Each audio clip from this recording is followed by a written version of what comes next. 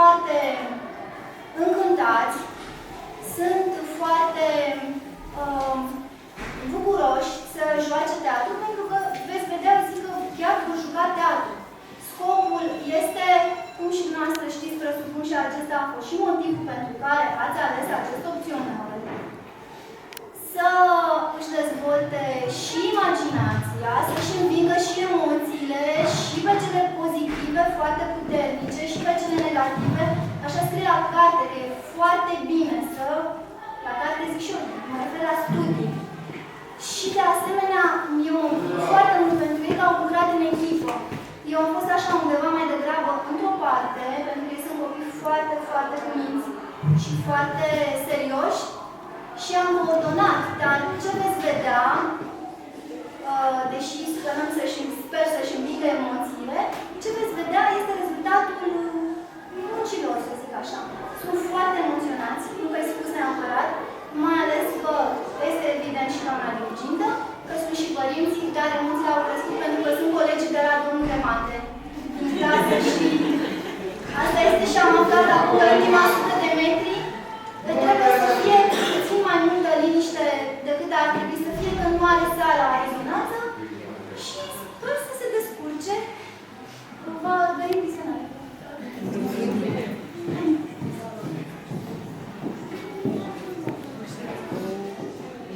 În teatru este vorba despre viață. Acesta este punctul de început și cel mai important. Teatrul este viață. Viața este o mare scenă în care fiecare dintre noi jucăm un rol important. Unii dintre noi avem parte de finaluri fericite, alții mai puțin. Dar oricum ar fi, rolurile vieții noastre sunt importante. Și dacă cineva nu știe să aprecieze, să iubească actul artistic al unui actor, eu consider că este lipsit de lucru, să nu este înțeles.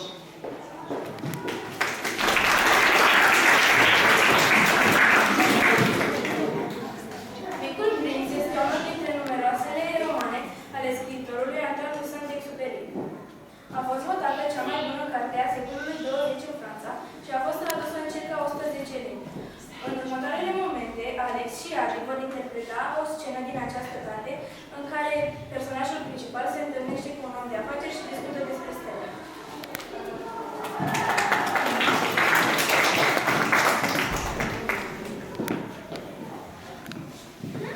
Tot aici ești? 500 de milioane de... nu mai știu. 500 de milioane de ce? Milioane de lucruri din acelea mici și care se văd câteodată pe cer. Muște? Nu! Chestii mici și care se lucrez. Barbie? Nu! Chestii mici și care fac la mea să viseze. Ah, stele! Așa, stele. Și ce faci cu 500 de milioane de stele? 500, 1 milioane de stele. Și ce faci cu aceste stele? Nimic, le stăpânesc. Este bun stelelor? Da. Dar tot mai am cunoscut un rege care... Regii nu stăpânesc, îi domnesc, îi spun altceva. Și pe ce te ajută dacă este bun stelelor? Îmi folosește să fiu bogat. Și pe ce te ajută dacă ești bogat? Să văd alte stele.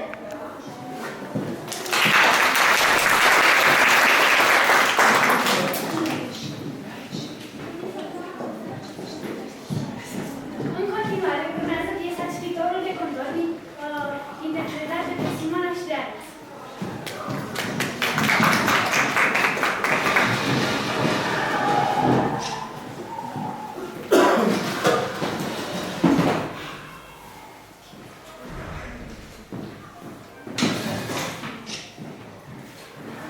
Ce să mai aștept? Trebuie să mă mărișicați. Teresa a făcut-o, Aglaia a făcut-o, eu de ce să nu fac? Ce să mai aștept? O să împart cu soțul meu toate bucuriile, toate necazurile și toate chințurile. Am două metode sigure tu ca să-l cucerezi la prima vedere. Primul e inferioritatea tu, adică tu ești mică și slabă și el e mare și voiniști și ai nevoie de protecția lui. Cum tu dacă el e mic și slab? Are tu nicio importanță, tot să crezi vreodată. Eu mă golești vanitatea, te arăți interesată de preocupările lui și gata, e imposibil să nu-l cucerești. Asta a fost primul. Și secundul e gospodăria. Păi cine nu vrea tu să ia de nevastă o gospodină perfectă? El îți referă tot ce știi să faci. Să calci, să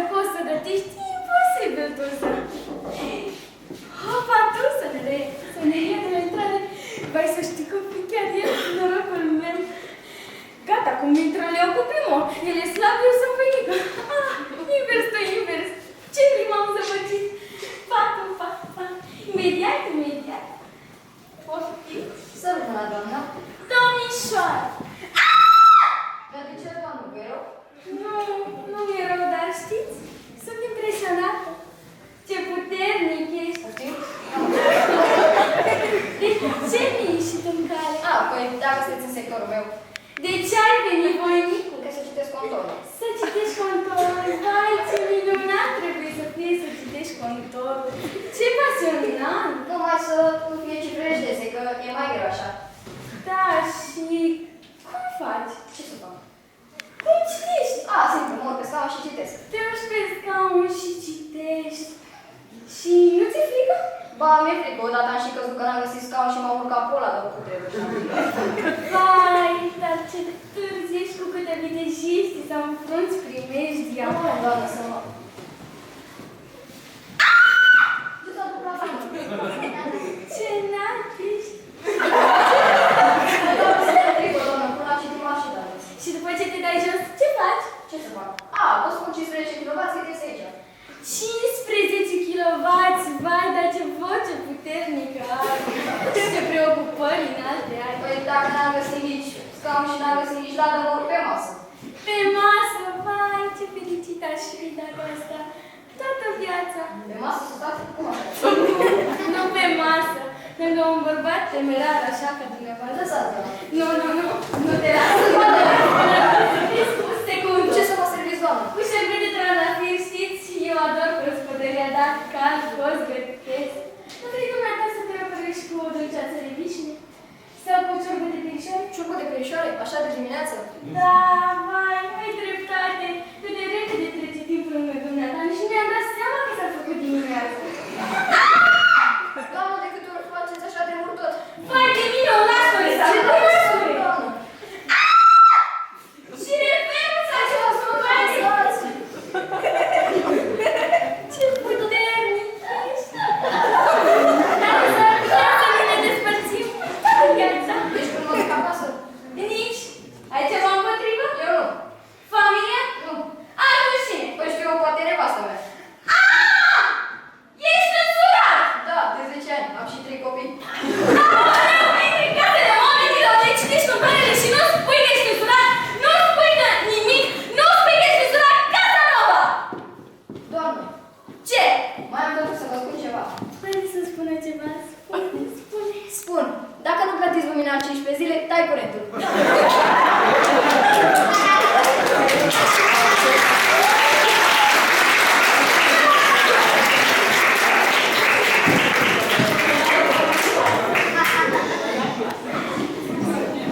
Următoarele și pe Denisa și Andreea vor prezenta piesa de teatru Dactilografa, vizionarea plăcută.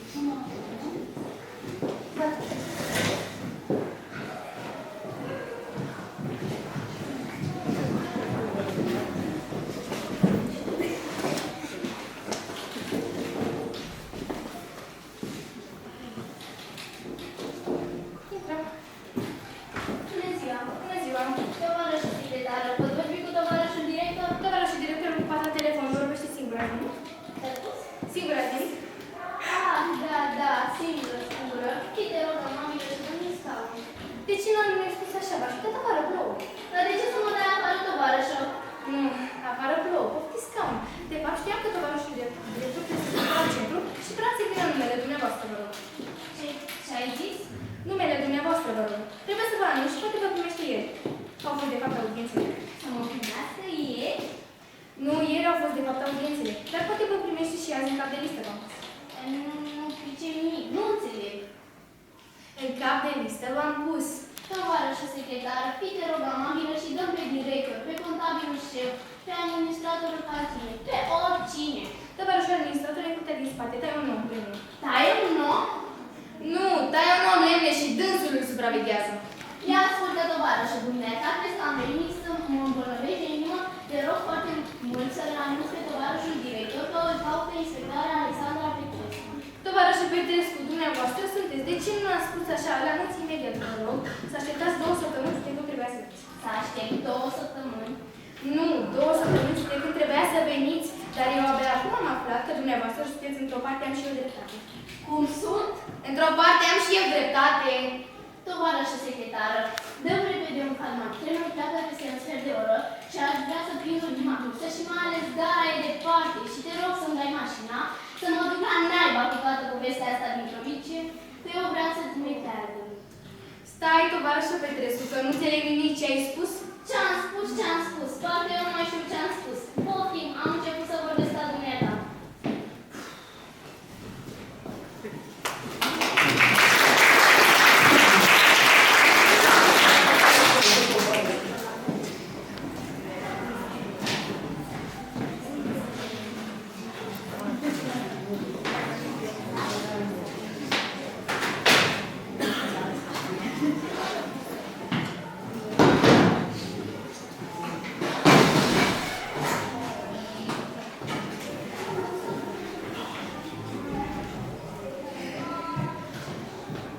În continuare, vă vom prezenta piesa de teatru Care de Dame, interpretată de colegele noastre Irina, Alexa, Sânziana și Amalia.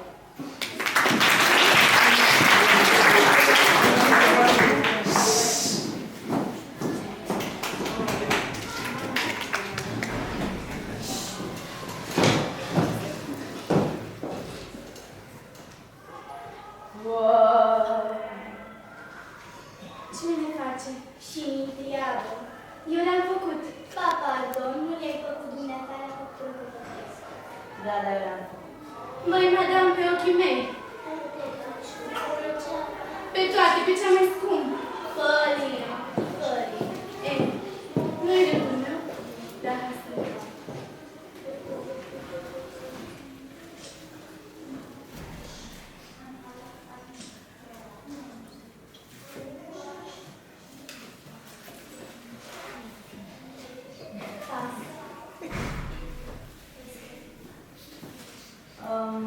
Păsăror. Dacă ai zis că le dau așa, mă trebuie. Deschide fetița. Mier. Și e. Spuneți mizere să-mi iau restul. Eu am pus. Unde ai pus? Asta e viza mea. Nu e adevărat, eu am aruncat-o. Dumneata n-ai pus. Cum n-am pus? Ce vorbe asta n-am deschis eu? Ai deschis, dar n-ai pus niciun bag pe masă. Atunci și mine a pus. Nu știu. Eu am pus. Ce mă amețești cu bolul dumitale? Dumneata n-ai pus. Să mă trezească sfântul, să rămân oarbă, să mă ducă de mână la pod, că e anul nou. Dacă n-am pus. Atunci și mine a pus? Nu știu. Eu am pus. Cât trebuie să fie jos? Păi, să facem socoteală. Așa. Pentru că a mers toată lumea, pe masă ar trebui să fie 10 lei. E numai 8. Din urmare, lipsesc 2 lei. Așa-i, arica protopopist. Dacă fășea și școala, ajungea și niva. Ba, pardon. I-am făcut pensionul la șanzmontul. Miesă, 2 clase. Decât dumneata, care n-ai făcut nici clasă. Ba da, dar în particular. Un particoler. Cu elevi de la școala de ofițeri, mici și mici. Ei, ia te uită și-mi vorbești, madame protopopist, de care toată lumea știe că eu... Orice. Vei a venit aici să jucăm poker sau să ne facem autobiografia? Are dreptate. Poți să dau cărțile? Câte ce? Păi tot nu s-a lămurit cu miza, lipsesc 2 lei și n-am pus. Să dea parte de codacul de la Tărtășești. Să-l lovească trăsnetul dacă l-a pus. Și eu. Atunci tot dumneata vii cu 2 lei. Pe onoarea dumitale? Hai zi pe onoarea dumitale și te cred. Pe onoarea mea. Frumoasă onoare. Avea dreptate, madame Protopopescu. Ți-ai pierdut-o, cișmiciu? Ce pețiar, arată. Dacă le-a pus și jos îl mai opri, înseamnă că dumneata l-ai pus și vină cu 2 lei jos. Da, 2 lei. Nu stau la canetă? Că așa-i. Vezi? Tăceți, pupați-vă și nu-vă mai cer. Pâine vii? O să fiu obosit. Păi vei. Ce să zic? Că grozav te-ai mai distrat. Pe vremuri, cu elevii de la școala de ofițeri. Poftim, așează-te, ca să-mi aud vorbii. Nu vino mâine. Nu știu, să vin. Hai, vino mai devreme. Bine, acum 7 la 2. Ori la ceară dostoară. Și la mulți ani. Nu să Nu. Scorpio. Nu meriți. Nu meriți. Ori poate. Pa, scumpă. Pa. O treabă. Așa faci întotdeauna. Auzi că mi-a dat ea mie apărarea. Eu pe unde mă duc, mi se deschid toate ușile. Sunt primită ca o regină. Pe ea a dat afară de la Petroniceaia. Carol, Serios? ai fost de față? Nu, dar așa am auzit. Că-mi pare că au prins-o trișând.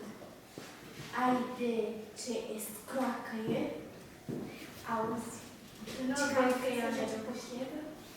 Da. Da.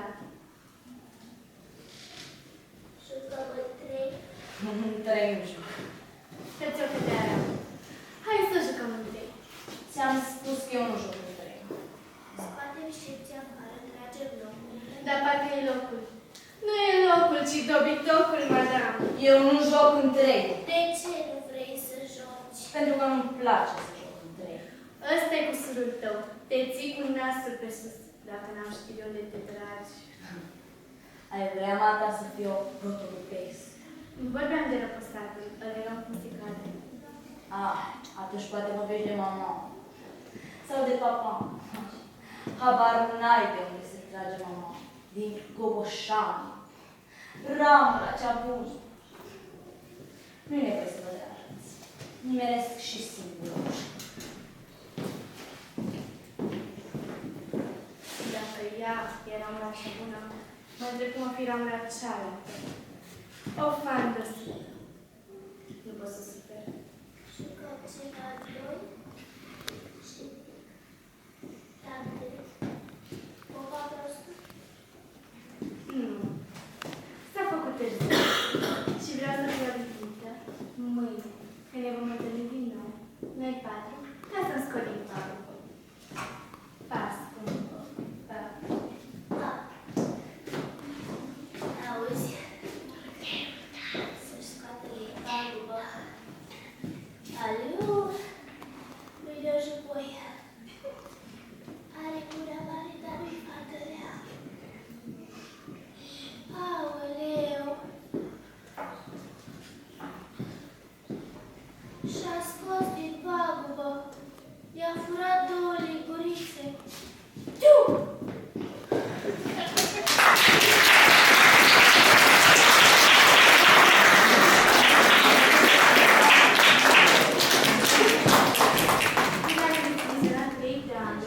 Și un bărbat în ceaiul de ora 5. Personajele vor fi interpretate de Andrei, Bianca, Sânziana, Andreea, Creola și Mihai.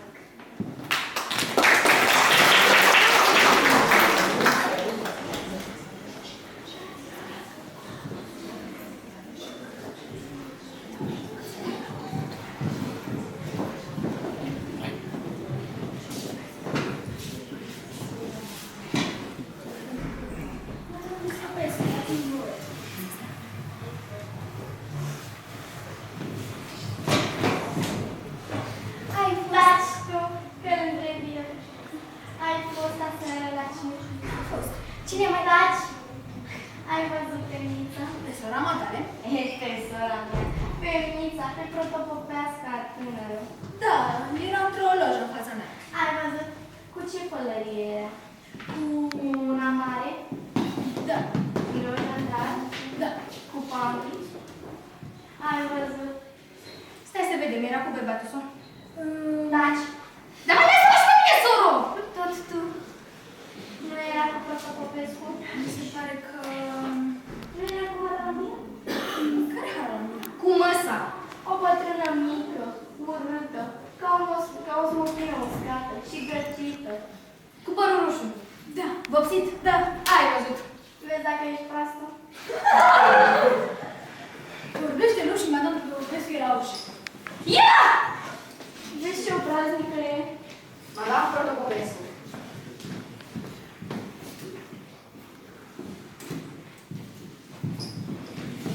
era farmasior, că nu-ți poți face o idee. Dacă ține așa toată noaptea, s-a dus dracului la pizza. Nu crezi, am vorbit cu aretaș. Și nu mi-a scris asta Popescu al meu? Ai fost aseară. Las că întreb eu. Ai fost aseară la circ, Madame Popescu? Da. Singură? Taci. Singură? Nu, cu mama. Cu mama, bravo! Și câtă lume era la circ? Oh, foarte multe. Dintre cunoscuți? Puțin. Era Constantineasca, Georgeasca, Dimitreasca, o grădinece. Ce slujbovitoare! Nu te-am chemat pe dumneata. Treaba dumitale e să stai la ușă. Unde e Roza?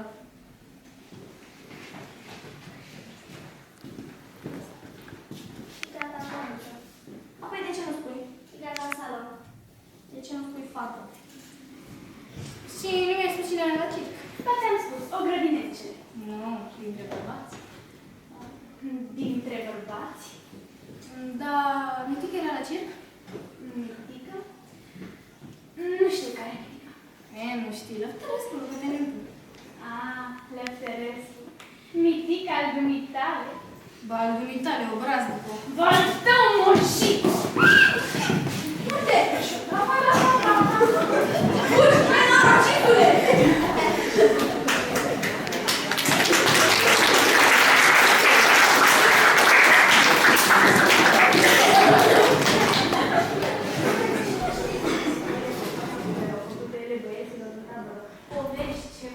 Ascultă, nu te preface că nu mă înțelegi. Eu vorbesc de citit o carte de călătorii, de istorie, de povești. Așa spune. Săptămâna asta am cumpărat o carte super și am început să citesc. Și cum se numește? Mersul trenurilor. Cum?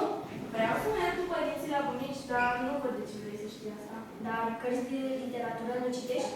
Ba da, dar să vezi fenomeni interesanți. M-am apucat într-o zi să citesc o carte așa de grasă, de la pagina 8 m-a prins somnul.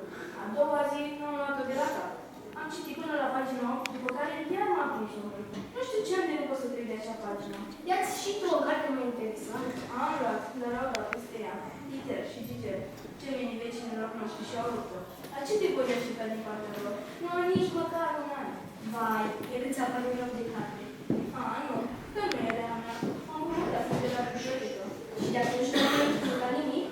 Ba da, am luat posteri complete de cineva. Adică nu, am luat scrieri de altcineva. Am luat vreo 3. Le-am uitat titlul, dar le știu foarte mult.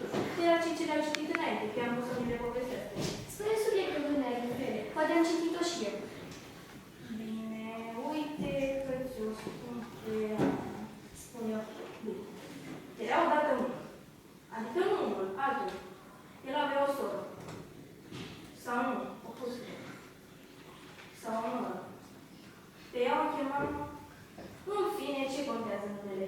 Ei, și eu iei așa 1000 de lei. Stai! L-ai încurcat așa de tare că ai ajuns la jumătate. Fă că nu ți-a rămas nimic din toate cărțile alea. Din niciuna. Cum să nu? Mi-au rămas coperțile. Vrei să spui că ai luat cărțile? Tu nu mai știi că profesorul a spus că din fiecare dată trebuie să ne rămână de ceva? Ei bine, mie mi-au rămas coperțile.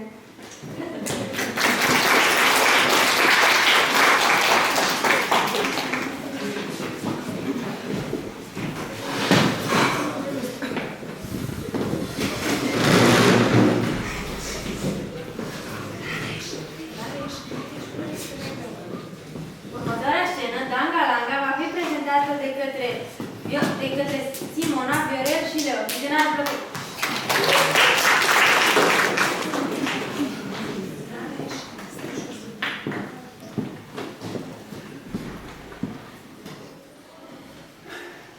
Păi ce este? Pastorul meu. Nu. De ce? Pentru că e slab. Dar de ce este slab? Asta înseamnă că nu l-aș citit. Ba, am citit. Mai citiți-l la. Bine. Langa, langa, langa, danga, sună născuțita langa și de la pășune Ianca, dar nu poate să vine ba. Nu mai vrea să îndepleană bine acasă, langa, langa. Păi ce? Așa se citește? Dar cum? Uite așa. Pastor. Danga, langa, langa, danga. Sună la sfințita langa. și de la pășune Iaca, practicoasă vine vaca, nu mai vrea să umble creanga, vine acasă dată creanga. Acum vă place? Deloc. De ce? Pentru că nu-i poezie. Atunci ce este? Orice, dar nu poezie. Să vă mai citesc o dată, poate. Dă-mi-o. Bine, eu plec, dar dacă o veți mai citi o dată, vă veți schimba părerea. Nu cred. Eu da. La revedere. Da, la.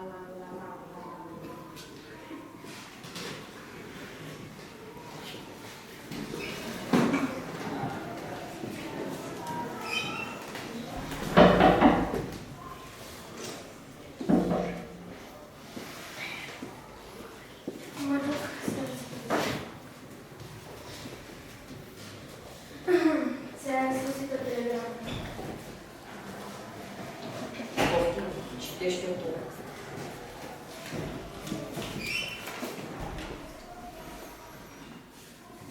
Danga, langa, langa, dang. Stop. Sună nasfințită langa. Stop. Taci. Care ce e? E chiar amuzantă.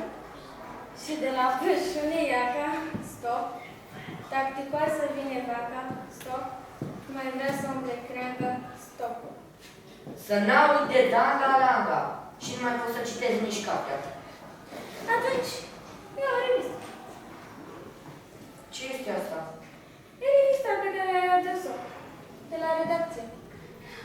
A venit cu un tânăr foarte drăguț. Eu n-am trimis pe nimeni și n-am trimis nimic. Mă duc să încerc norocul la Lozăvlic.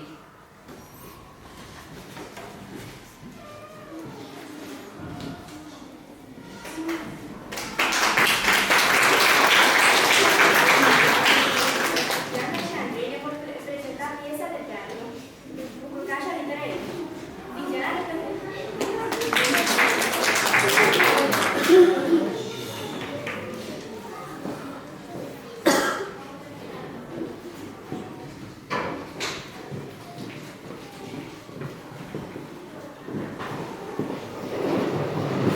Bună ziua! Bună ziua! Permiteți să-mi văd examenul aici? Da, sigur, să ascult. Am vrea să vă întreb, acesta este un vagon de umători sau de neumători? Nu vă înțeleg. Dumneavoastră mămați? Că eu nu umăț. Da, eu nu suport umăt. Mă întrebați dacă fumez? Da, exact, mă să mămați. Nu mai știu. Poftiți, vă.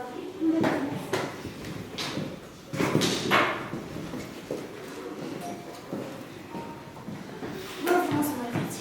Dar de ce mă pronunțați pe fum? Oh, e o poveste foarte lungă. Dar când a trecut și mi-am să cobor, am să vă povestesc. Iți atent, este fenomenal. M-am născut la Îciuc. Sănătate. Nu, că n-am spus. Am pronunțat mai numele lui binatare. Îciuc. Ah, Fălciu? Exact. Tatăl meu era actor. Ah, la ce teatru joacă? Că și eu sunt actor. Nu la teatru, la poștă. Ah, e actor amator în echipa poștei. Nu, actor poștal, împărțea scrisori. Ah, factor poștal. Exact. Iar mama lucra la o lorărie. Ah, vendea oale. Nu, vindea lor. De lor. Umoase, parumari, trandalii, gavoare, micuși, mierici, de lor. Vă povestesc? Nu, din potrivă, chiar mă pasionează povestesc. Tatăl meu, Factor. da, acolo, avea o meserie foarte veselă. Toată ziua ugea. Ugească. Mulgea? Nu, ugea, scrisorile, va prin noroi, va prin nor. Dar m-am gândit la nici educația mea, nu mă ținea în râu. Când doamna vă ținea în rău? Da, mă ținea bine în râu, să-mi merg de cap, să-mi supăr pe mamă. Ah, vă ținea în rău. Exact. Dar dumneavoastră nu aveți și o soră? Nu, am rar. La ce, la casă, la bancă? Nu, am frățior. Ah, frățior! Exact, dar ce care cam greu. Și care? Misa și de leon. În final, vă vom prezenta o piesă de teatru în care joacă talentatele noastre colege Andreea și Diana, și care este vorba despre o fată care merge de ziua bunicii sale cu intenții mari la aceasta. Nu are rost să vă mai rețin, așa că vă urez vizionare plăcută.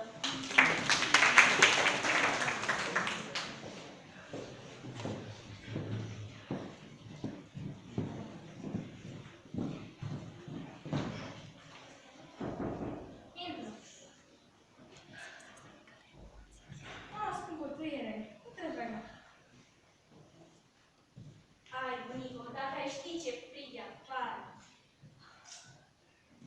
Dar iartă-mă, căci pentru o secundă uitați-ne și de ce venisem aici.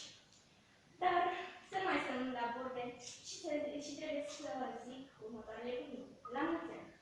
Căci mâine este ziua ta, nu-i așa? Așa? Așa. Ți-am luat numeroase cadouri. Trebuia să te digam și spun bunică. Dar ce deranj, bunico? Dacă zici tu frumoasă. Mă flatezi, bunico. Dar să știi că mie mi se pare că am fost cam explicat. Adică în timp ce veneam aici, un copil începuse să râde de mine. De părul meu blond frumos, frățit și îngrijit. Pe unde știi că râde de tine? Păi nu știu, dar totuși s-a uitat la mine. Dar să trece de asta. Noi vorbim despre ce care vorbim, deci mă extaze și colorate ți-am adus eu zi. Nu știu, nu? Așa. Deci, Sunt curioasă, spune. prima dată ți-a luat un buchet de trandafiri roșii și ca sânge. Dar afară bătea vântul. Și desigur, florile din fragile. Cât aleau doar pe aici, pe acolo. Dacă vrei, una dintre ele pot o putem vedea și pe geam. Dar nu de altă dată, probabil, desigur. Dar să vezi ce s-a întâmplat după. Am mers într-un magazin plin cu ciocolată. Cât vedeai cu ochii, sus-jos, stânga-dreapta, nord-sud, vest-est, totul plin de ciocolată, în pachete mici și mari, în cutii colorate și pictate. Dar de te-ar fi durut și inima să nu cumperi una. Și desigur, am luat și bună. Dar pentru ce să vezi?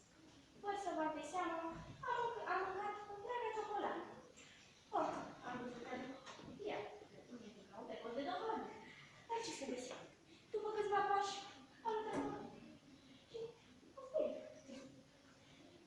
Cutia a căzut într-o baltă, iar eu am luat-o la goașă. Văd că ai trecut prin multe. Da, așa este, așa este. După atâta alergat, nezvorbit, am început să mă doare și picioarele. Dacă vrei eu.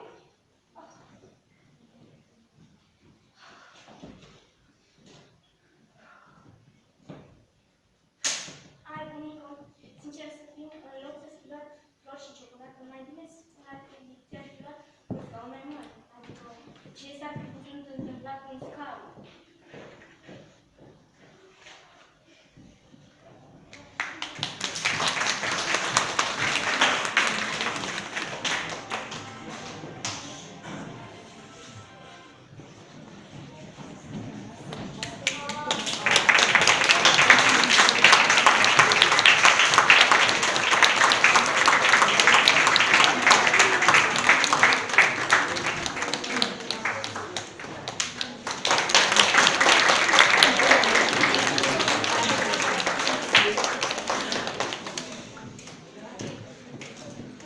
Vă mulțumim frumos pentru că ne-ați urmărit în liniște și au avut emoția să se vadă, dar și l-au învins și să știți că eu cunosc mult mai bine de anul trecut, în sensul că anul trecut am făcut repetiții pentru un concurs de teatru și au fost prezenți câți erați la grupă? 8 și noi suntem în clasa 24, adică toți ceilalți îi urmăreau și n-ar fi avut anul trecut sub nicio formă curaj să interpreteze, că asta v-am spus înseamnă